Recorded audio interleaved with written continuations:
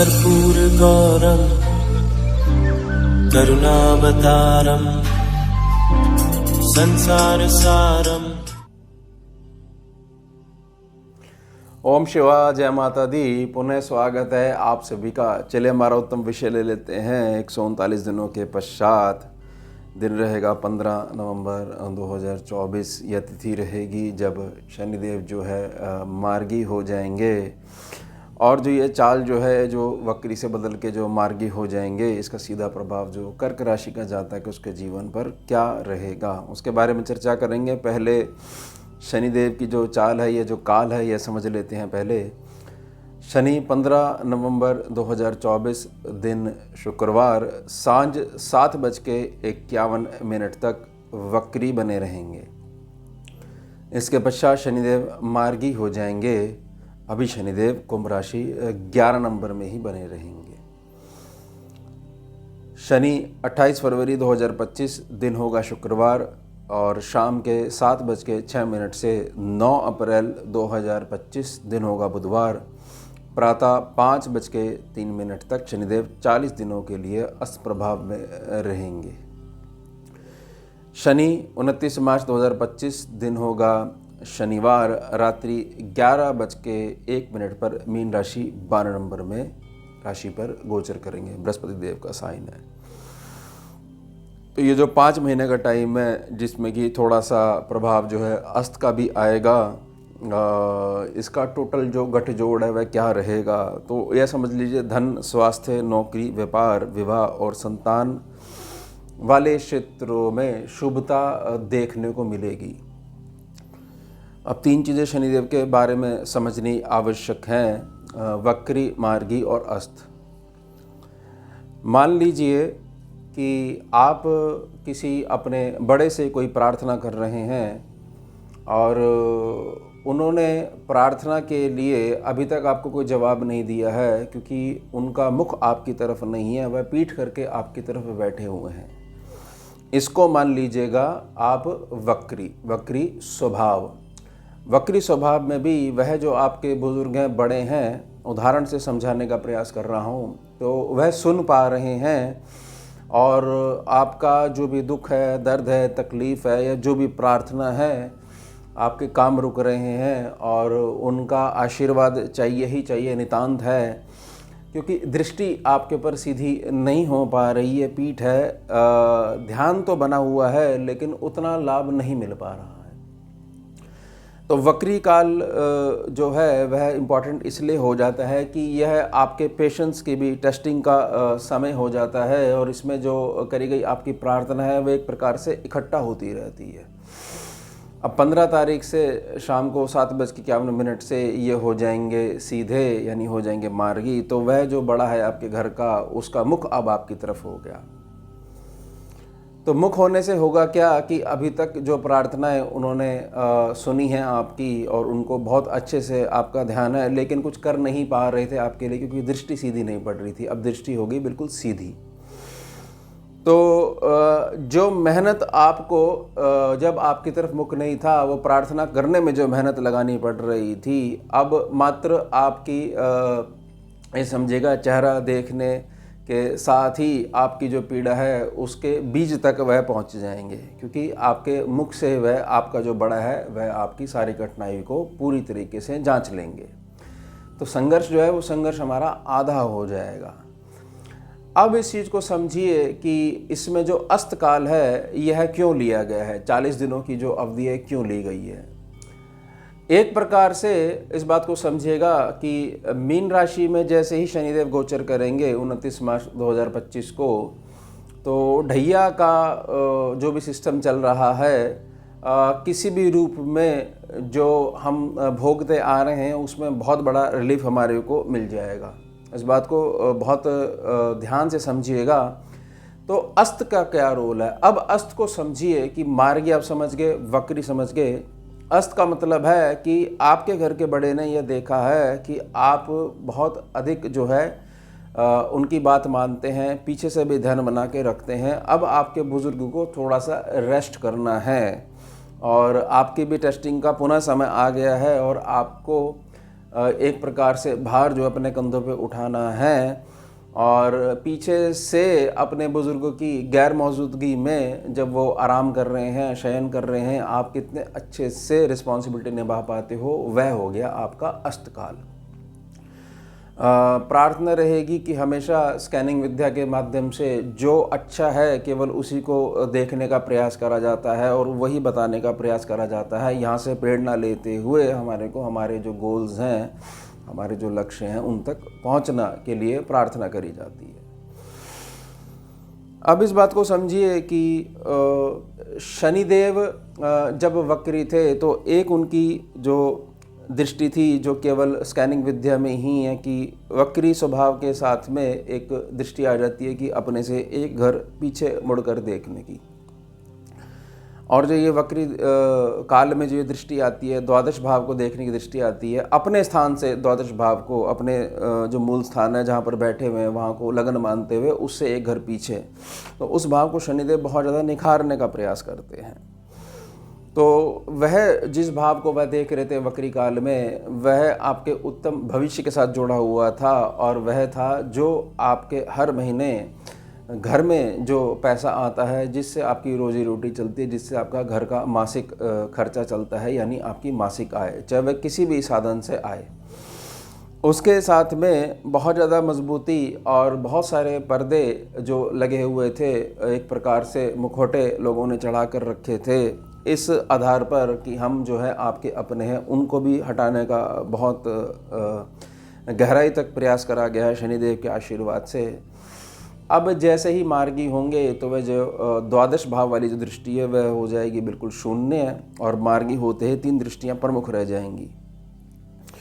तो major impact पड़ने वाला है आपके कर्म क्षेत्र पर, मेजर इम्पैक्ट पड़ने वाला है आपके पूरे कुटुंब में, और विशेषता जो आपका धन भाव है, यानी कि धन की जो प्रकृति है वह किस तरीके से फलती और फूलेगी, यह जो आने वाले 5 महीने हैं, यानी कि 2024 के नवंबर और दिसंबर, और आने वाले 2025 के पहले 3 महीने जनवरी, फरवरी और मार्च, तो यह जो 5 महीने बहुत ज़्यादा इम्पॉर्टेंट हैं, और उसके पश्चात जो है एक बड़ा रिलीफ आपको ढैया से मिल ही जाएगा।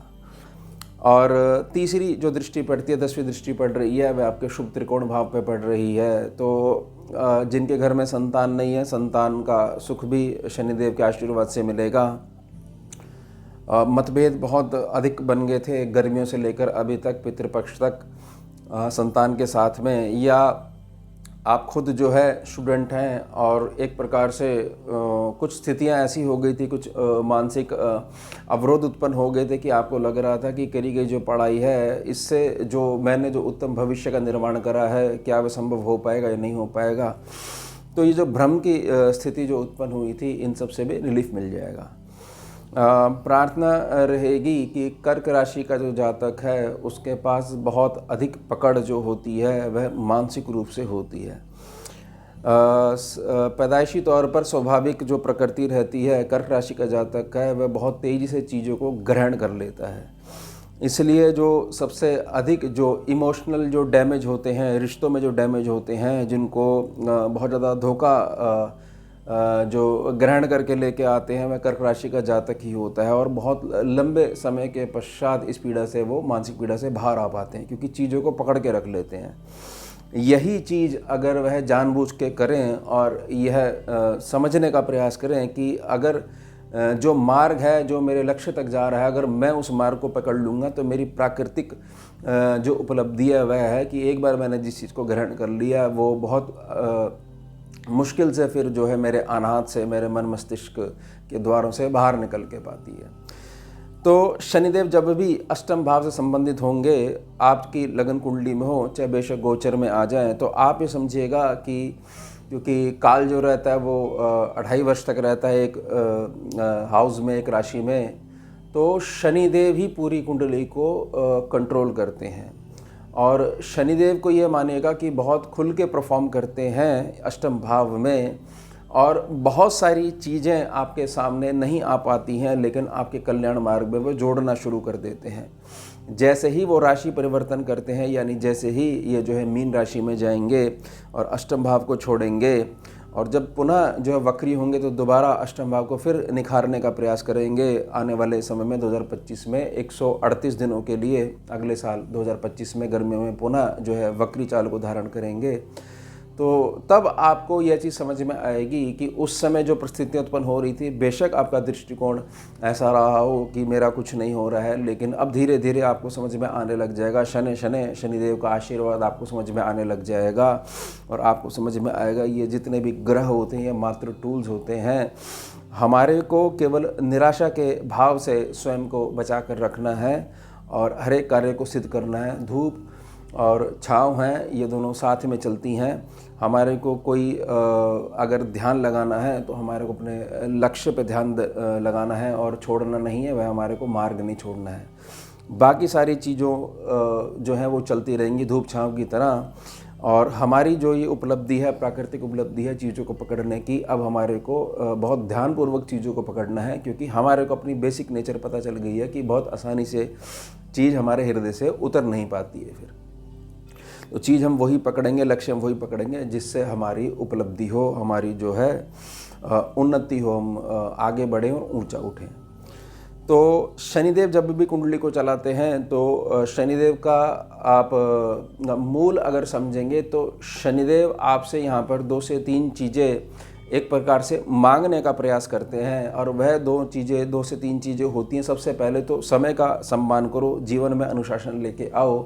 जो आपके आश्रित है, चाहे आपके परिवार में हो चाहे समाज में हो, उसका सम्मान बना के रखो। और आप जब प्रकृति की वैल्यू करने लग जाते हो, समय की वैल्यू करने लग जाते हो, जीवन में अनुशासन लेके आ जाते हो, तो केवल इसी भावना से आपकी जो लगन कुंडली है उसमें शनिदेव कैसे भी बैठे हुए हों वह ठीक होना शुरू हो जाती है। यानी शनिदेव को ठीक करने के लिए अगर बहुत ज़्यादा उपाय अगर समझ में नहीं आते हैं किसी जातक के, तो शनिदेव को ठीक करने के लिए आश्रितों पर थोड़ा सा ध्यान बना के रखे, जीवन में अनुशासन लेके आए और समय का सम्मान करिए। 2 से 3 स्टेप्स हैं, इनको डेली एक्टिविटी में अगर फॉलो करके चलता रहेगा जातक तो शनिदेव की कृपा हमेशा बनी ही रहेगी। और हमेशा जब भी ढैया का ये 7.5 का काल जब भी अपना प्रभाव दिखाता है तो उसमें शनिदेव ही आपको उसमें से स्वयं बाहर निकाल कर लेके आएंगे। इस बात को बहुत अच्छे समझिएगा कि शनिदेव अष्टम में बैठकर अपनी तीसरी दृष्टि आपके कर्म स्थान पे डाल रहे हैं। यह जो वक्री काल रहा है, इस वक्री काल में जो भी आपने उतार चढ़ाव देखे हैं, अगर उनका निचोड़ अगर आपने निकाल लिया है, और निचोड़ यह निकाल लिया है कि कार्य करने से ही होते हैं, बहुत ज़्यादा नेगेटिविटी को लेते हुए और अपने पास्ट को हमेशा वर्तमान में लाकर उससे कोई नई चीज़ बनाते हुए भविष्य की कल्पना करोगे तो भविष्य तो जो कल्पना में है वह घूमेगा। पास्ट जो बदल नहीं सकते वह वर्तमान में आ जाएगा, और वर्तमान जिससे वर्तमान भी ठीक होगा और आगे भविष्य भी उत्तम बना रहेगा, वह भी खराब होना शुरू हो जाएंगे। तो यहाँ पर जो सेल्फ कंट्रोल की जो भावना है अगर जो है आपने डेवलप कर ली है, तो अब आपका कर्म क्षेत्र का विस्तार हर हाल में होगा।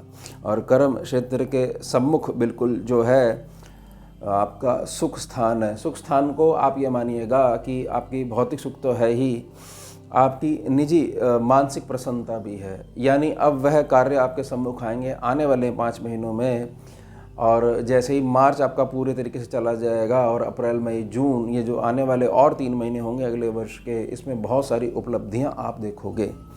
लेकिन किस आधार पर? इस आधार पर कि आप कितना शनिदेव को समझ पाए। कहीं ऐसा तो नहीं है बहुत सारी जो ट्रेडिशनल वेज में परंपरागत जो गणनाएं चल रही हैं बार बार उनको सुने जा रहे हो, जिनका असल में जो गणित है उससे कोई भी संबंध नहीं है, लेकिन बस किसी ने कह दिया और आपने अप्लाई कर लिया, जांचने का प्रयास नहीं करा आपकी अपनी मूल प्रकृति को, अपने आसपास की जो हैबिटेट है, एनवायरनमेंट है, उसको बस आपने अप्लाई कर दिया और यह नहीं समझा कि आपके पास सबसे बड़ी ताकत इमोशन है, और वह ताकत ही अब आपको लगातार गिराई जा रही है क्योंकि गलत जगह आपने इमोशन लगा लिया है, या जहाँ गलत जगह इमोशन लगाया था वहाँ से बाहर नहीं आ पा रहे हो। मस्तिष्क की अगर पावर ज़्यादा बढ़ा दी जाएगी तो हृदय की जो भावना है जो कंट्रोल नहीं हो पा रही, उसके लिए कोई उपाय करने की आवश्यकता नहीं है। यह है शनि। इस बात को बहुत अच्छे से समझिएगा कि आपके अंदर बड़प्पन अगर आएगा तो दो ही प्लैनेट्स की वजह से आएगा। एक होंगे देवगुरु बृहस्पति देव और दूसरे होंगे शनि महाराज। तो ये दोनों प्लैनेट मिरर प्लैनेट्स बोले जाते हैं स्कैनिंग विद्या में, दोनों एक दूसरे से जुड़े रहते हैं। अब दूसरा जो प्रभाव आएगा आपके धन क्षेत्र में आएगा। देखिए ये जो 5 महीने नवंबर दिसंबर 2024 के, जनवरी फरवरी मार्च 2025 के, इसमें जो कुछ भी होगा उसका सीधा प्रभाव पड़ेगा पहले आपके कर्म क्षेत्र पर। कर्म क्षेत्र की उपलब्धि से धन आएगा और कुटुंब के कुछ भी चीज़ें अगर ख़राब चल रही हैं, क्योंकि कुटुंब में कई बार ऐसा कर्क राशि में देखा गया है कि कर्क राशि वाले की जो ब्रांच है, यानी जो आपके परदादा रहे होंगे वहाँ से जो ब्रांच अलग हो रही है वह फल फूल रही है, और जो आप वाली ब्रांच है, आप वाली शाखा है, वह डाउन जाती जा रही है। जबकि जो दूसरी ब्रांचेज हैं कुछ बहुत ज़्यादा पूजा पाठ नहीं करते हैं, पितरों के निमित्त सेवा भी नहीं करते हैं, धर्म तो उनका अर्थ ही नहीं क्लियर है उनको। आप बहुत अधिक कर रहे हो, लेकिन जितना अधिक करते जा रहे हो उतना अधिक जो है कष्ट बढ़ते जा रहे हैं। तो वह सारी चीज़ें जो हैं, जब से पितृपक्ष गया तब से संभलने का जो दिशा है उस दिशा में चलनी शुरू कर दिया उन सब चीज़ों ने। और जो थोड़ी बहुत जो चीज़ें रह गई हैं वो 15 तारीख के बाद से इम्प्रूव होनी शुरू हो जाएंगे, जैसे ये पुनः मार्गी चाल को धारण करेंगे। तीसरा जो इफेक्ट है वह पड़ेगा जो आपका शुभ त्रिकोण भाव है। शुभ त्रिकोण भाव जो है उसको सबसे पहले तब जांचिएगा जब आपकी शिकायत बनी रहती है कि मेरा भाग्य मेरा साथ नहीं देता है, यानी मेरे अंदर कैपेबिलिटी बहुत अधिक है, कुछ ना कुछ ऐसा हो जाता है कि अवसर और मेरे बीच में कुछ सेकंडों के फ़र्क से अवसर मेरे हाथ से छूट जाता है।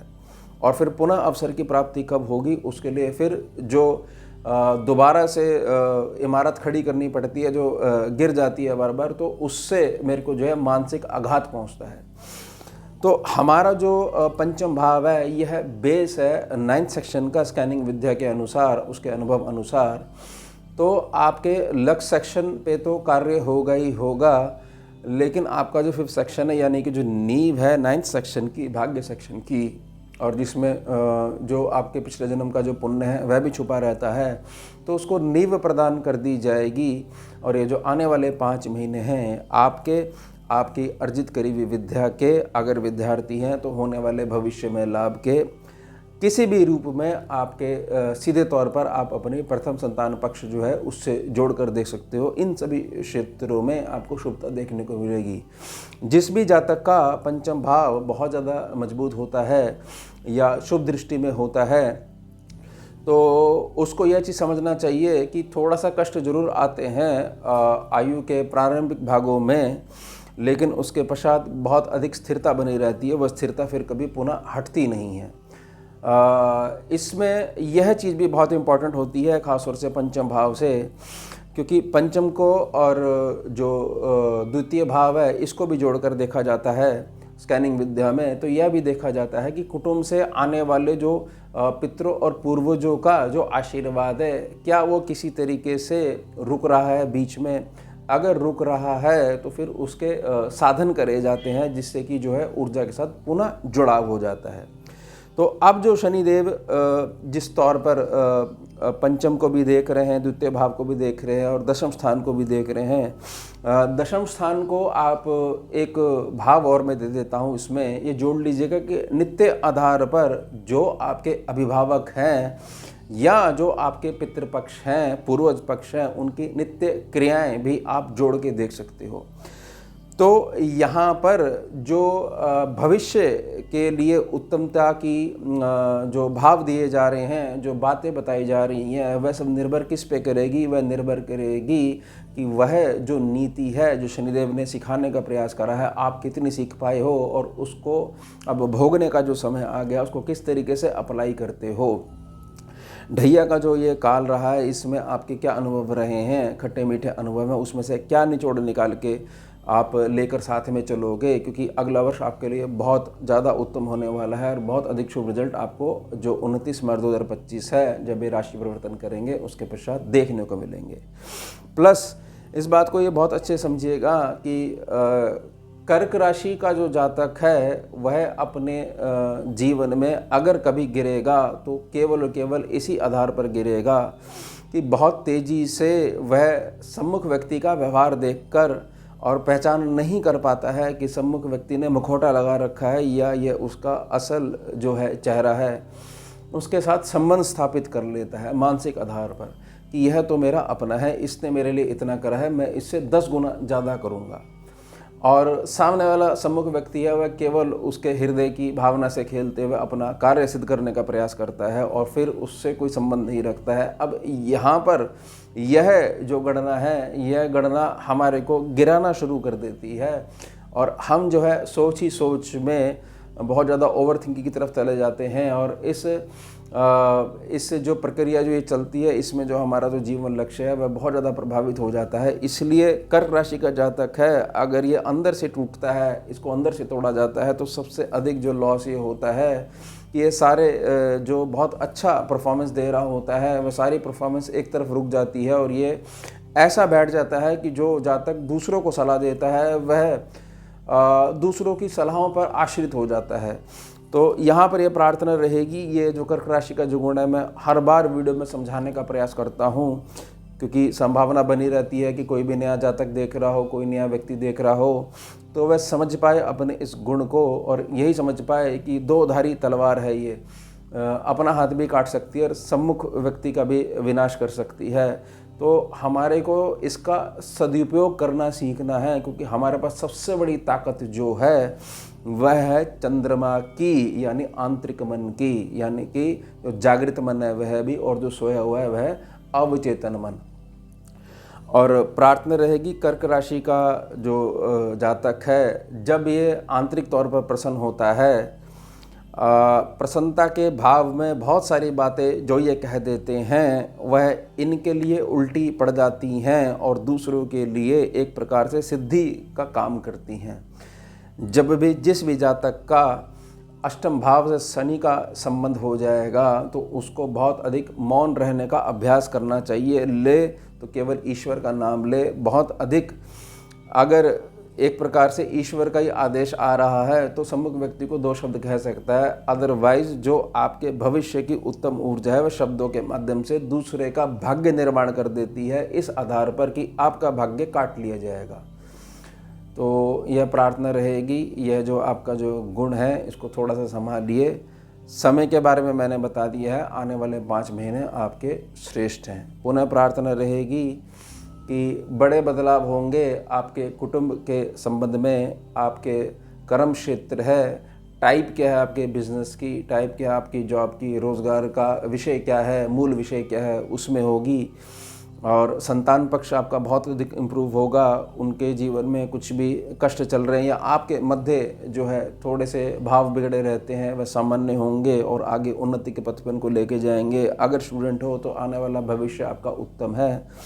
और एक प्रकार से गणना इस बात को समझ लीजिए कि पकड़ने की जो भावना है वह प्रकृति है आपकी, आपको सिर्फ और सिर्फ शनिदेव यह मार्ग दिखाएंगे कि पकड़ना क्या है, क्योंकि आप पकड़ लेते हो, छुड़ाना बहुत मुश्किल है आपके पास से। तो यह आपकी भावना का मूल विषय बना रहता है। तो ये हो गया हमारा उत्तम विषय। अब मिलते हैं आपसे अगले भाग में नए विषय के साथ। जुड़िए और जोड़िए। ओम शिवा, जय माता। भुजगेन्द्रहारं कर्पूरगौरं करुणावतारं